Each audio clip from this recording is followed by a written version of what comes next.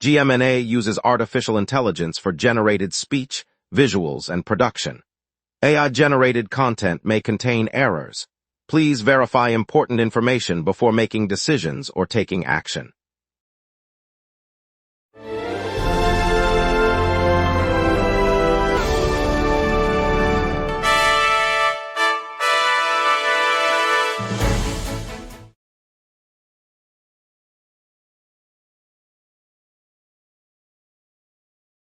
Good evening. Tonight we'll break down the downtown stabbing that led to a teen's arrest, hear how the new automated REM trains are testing at the airport, and see why tourism is booming this season.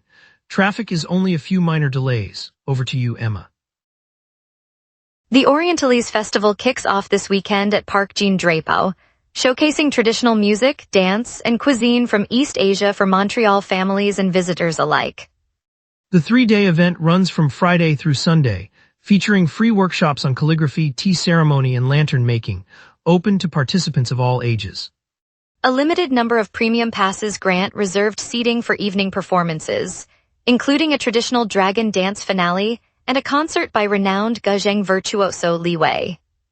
Lots to get to, let's begin, and we'll dive into today's news together, covering stories that matter to Montrealers across the island. Here are our top stories. Police have arrested a 17-year-old male suspect in connection with an attempted murder after a downtown stabbing on August 11th, following a two-day investigation in the La Salle district. Ramai Gaudreau has the full story. The police say a 17-year-old male was taken into custody on Saturday in the La Salle district, charged with attempted murder after a downtown stabbing 2 days earlier. Officers traced the suspect to the area following a swift investigation that began after the August 11th attack, which left authorities scrambling for leads. Detectives say forensic evidence and witness statements pointed to the teen, prompting a raid that resulted in his arrest on August 13th. He now faces charges tied to the downtown incident. Police have not disclosed the identity of the victim or how many people were injured, and they say they are still reviewing surveillance footage and interviewing witnesses. The case remains under active investigation as officials continue to piece together the events surrounding the assault. Ramai Gaudreau, GMNA News, La Salle. The Réseau Express Metropolitain has begun low-speed, fully automated test runs on the future branch that will reach Montreal Trudeau Airport. The pilot trains are operating along the new corridor this week, giving passengers a first glimpse of the driverless service that will eventually link the airport to the city's rapid transit network. Officials say the trials are part of a schedule that targets completion of the airport extension by the end of 2027. The REM, already connecting neighborhoods from the West Island to the South Shore, is slated to become a backbone of Greater Montreal's transit system once the airport line is finished. Today's tests run on a dedicated track and are being monitored by engineers to fine-tune speed, safety, and reliability before full service begins. The community can expect smoother connections and reduced car traffic once the line opens. Tourists poured into the city this spring, pushing the season to a new high, Tourisme Montreal reported. From May through July, business conferences, international sports tournaments, and a string of summer festivals filled hotels and restaurants across the island. The influx helped the hospitality sector reach record occupancy, while venues like the Bell Center and Place Bell hosted packed events that drew visitors from across the continent. Music lovers swarmed the Jazz Festival and the Mural Festival, and fans of hockey and soccer filled the stands for high-profile games. The organization's latest statistics show the city surpassed previous visitor counts, putting the current season on track as the busiest on record. Officials credited the blend of commerce, competition, and culture for the surge, underscoring the city's appeal as a global destination. Construction trainee died after a ladder fall during practical training in Montreal, according to the Quebec Occupational Health and Safety Board CNESSD. Matthew Lachance has the full story. She was on a work site in Montreal when the ladder gave way during a hands-on training session. The trainee, who had only just begun her apprenticeship, fell several meters to the ground. Emergency responders arrived quickly, but the injuries proved fatal. Quebec's Occupational Health and Safety Board, CNESSD, confirmed the incident and opened an investigation into the training protocols and equipment used. The board said the fall occurred in August 2025, while the worker was completing practical instruction required for her certification. No other workers were injured, and the site has been secured pending further review. Authorities will examine whether the ladder met current safety standards and if supervision was adequate during the trainee's hands-on segment. Matthew Lachance, GMNA News, Montreal. Mid-September will see the heaviest road closures the city has seen in recent memory as a string of cycling races rolls through the island.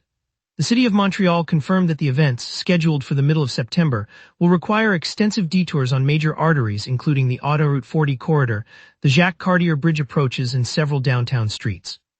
Officials said the closures are essential to ensure rider safety and to accommodate the race courses that wind through historic districts and parkland. Motorists are advised to plan alternate routes, check real-time traffic updates, and allow extra travel time. Public transit operators will increase service on affected metro lines and bus routes to mitigate the impact. The city will issue detailed maps and signage in the weeks leading up to the races. Later, we'll hear how a groundbreaking regenerated liver transplant saved a Quebec man, plus more headlines. Stay tuned, we will be right back. Every day, important stories happen across the city before any news crew arrives. Sometimes the very first person at the story is you.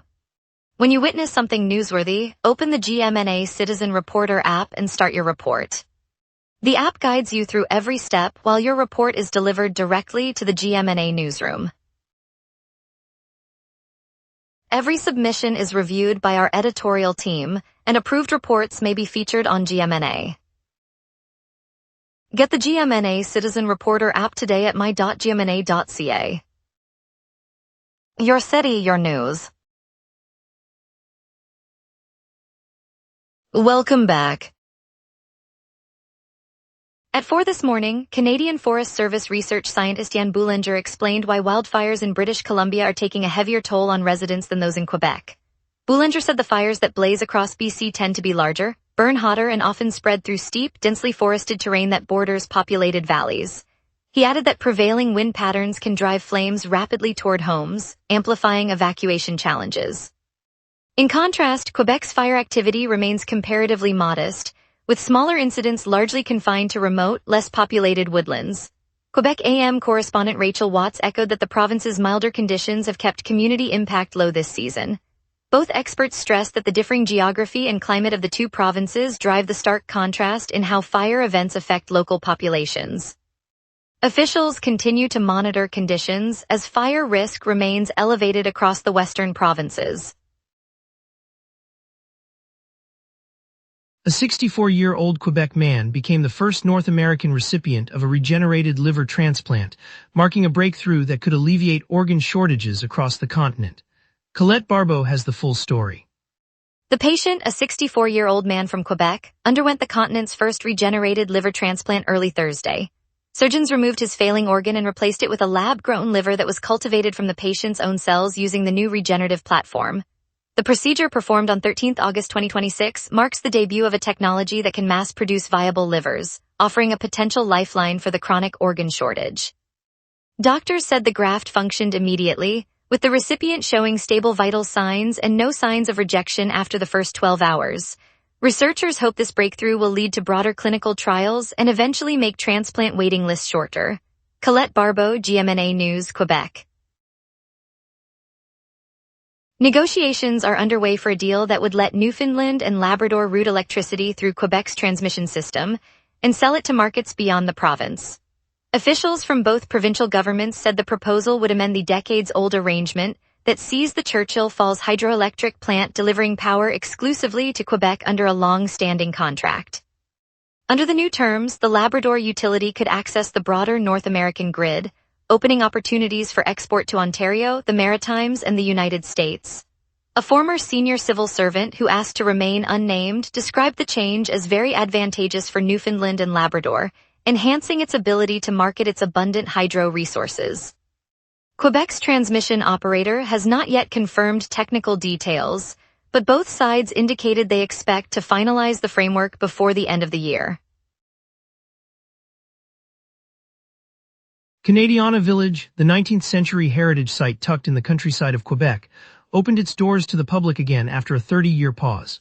For 3 decades, the picturesque collection of historic buildings and period antiques served mainly as a backdrop for film crews, drawing industry professionals while remaining closed to tourists. This month, the owners announced the site is now welcoming visitors, blending careful preservation with modern amenities for both sightseers and independent filmmakers. Guides will lead tour through original stone houses, a blacksmith shop, and a working general store, while new interpretive displays explain the village's role in Quebec's cultural narrative. The revival aims to sustain the fragile architecture, generate local tourism, and keep the location viable for future productions.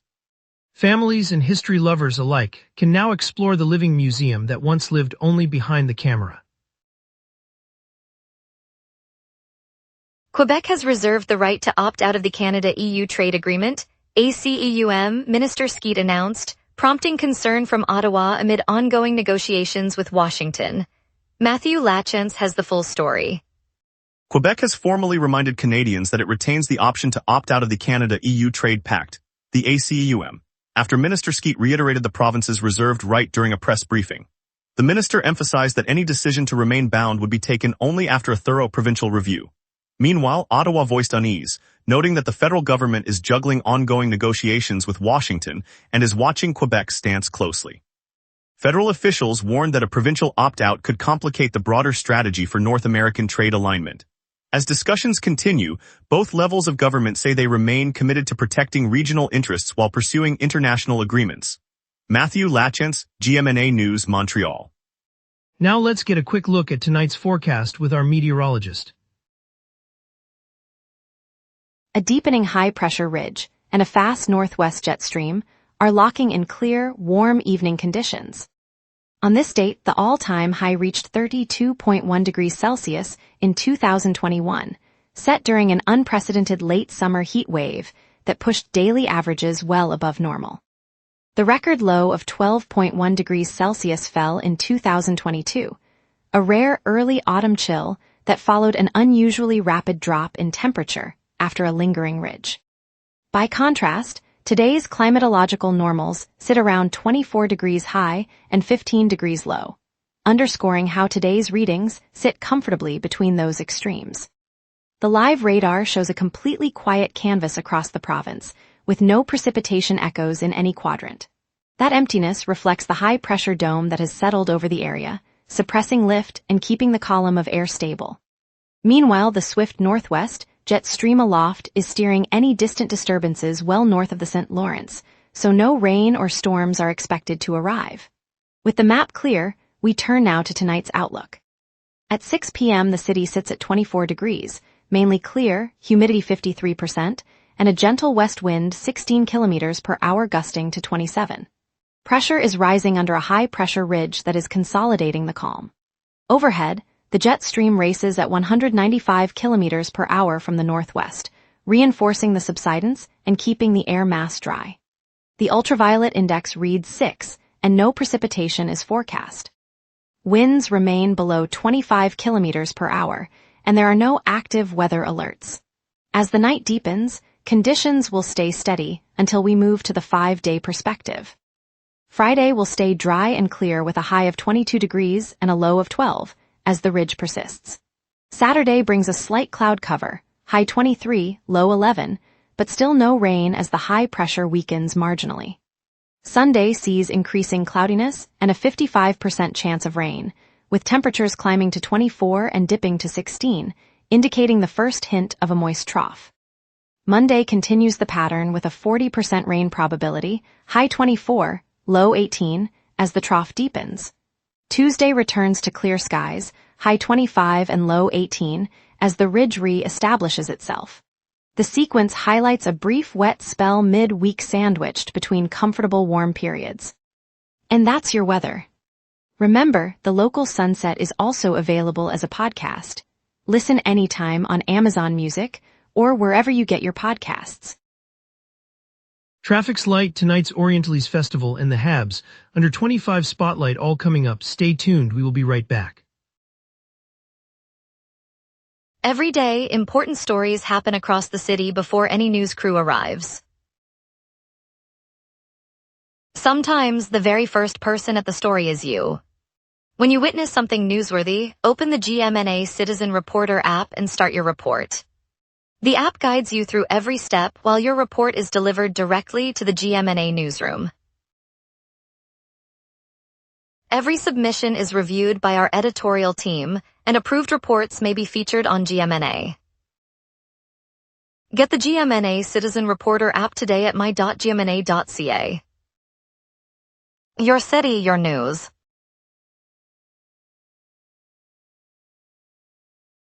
Major work continues on Boulevard Lacordaire, right above the A40. Lanes are narrowed and traffic is moving at a slower pace, especially near the St. Laurent Bridge. Drivers should expect a delay of at least 10 minutes and consider alternative routes such as Boulevard St. Laurent or the nearby A40 entrance at Descaries. Next, crews are repaving Rue Saint-Urbain above Autoroute Ville-Marie. The lane shift is brief, but expect a short pause at the intersection with Rue Peel. If you're heading downtown, a detour via Rue Sherbrooke can save a few minutes. Work also continues on Boulevard de l'Acadie, affecting the eastbound A40 Metropolitan access. Expect a single lane open and a modest slowdown near the Viaud interchange. Finally, Avenue Soligny between the A25 and Rue Honoré Beaugrand is under resurfacing. Traffic is flowing, but a temporary lane closure may cause a brief queue. No transit disruptions have been reported this afternoon. Expect conditions to remain steady through the evening. Tonight the Orientalese Festival lights up the Clock Tower Pier, a celebration of Eastern and Middle Eastern food, hands-on workshops and vibrant dance that turns the old port into a bustling world market where every bite tells a story. Across the city, Cirque du Soleil continues its summer run, delivering the signature acrobatic wonder to venues from Place des Arts to the Bell Center, a breathtaking spectacle that families and thrill-seekers alike can enjoy under the summer sky. Music lovers can slip into Milan's Theatre Fairmont for Angel Maker's indie rock set, a raw, high-energy performance that showcases Montreal's thriving DIY scene and guarantees a night of sing-along choruses. Looking ahead, Lasso Montreal rolls into Parc Jean-Drapeau this weekend, promising country music headliners such as Thomas Rhett, Mumford & Sons, and John Party for a weekend of toe-tapping fun, food trucks, and dancing. Whatever your mood, the city offers a world of flavors, thrills, and sound to make this summer night unforgettable.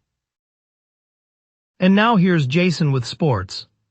Habs headlines, prospects, and trade buzz shape Montreal's summer outlook. The Canadiens have added a 6'5" power forward in their prospect ranking, placing Hayden Popinkies at 22.